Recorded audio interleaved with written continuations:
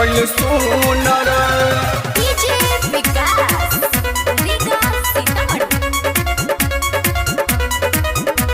के मुआना हमरे बकवन मार जगह कइल सुनर जगह कइल सुनर गने के रतिया से जिया सजैल भरपूर रे पूरा रे गने के रतिया से जिया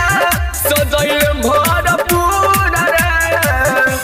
कि मुआना हमरल बकवन मार जगह कइल सुनर कि मुआना हमरल बकवन मार जगह कइल सुनर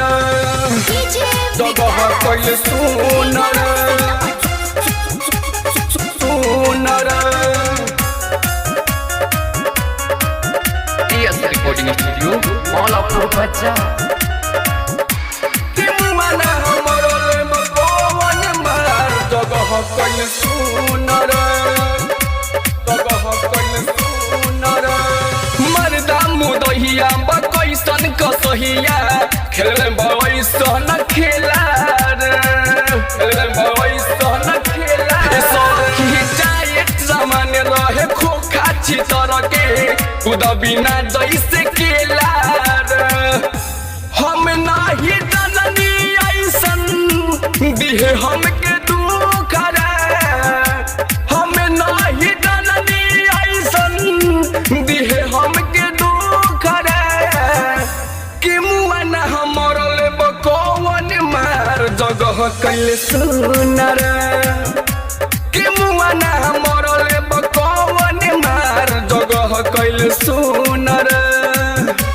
जगह कइल सुनर सुनर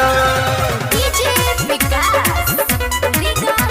कि मुआना हमरल बकवन मार जगह कइल सुनर जगह कइल सुनर जगह कइल सुनर संदीप सवरिया से ठाकल बदहिया तोरले बरतिया के नींदर तोरले बरतिया के नींदर राइटर रंजीत मोरा तोरले बदहिया जैसे टूटे घर के नरिया नवीन कुमार के जागल रहे जुनून रे नवीन कुमार के जागल रहे जुनून रे कि मुआना हमरल बकवन मार जगह कइल सुनर कि मुआना हमरल बकवन मार जगह कइल सुनर गने के रतिया से जिया सजैल भरपूर रे पूरा रे गने के रतिया से जिया सजैल भरपूर रे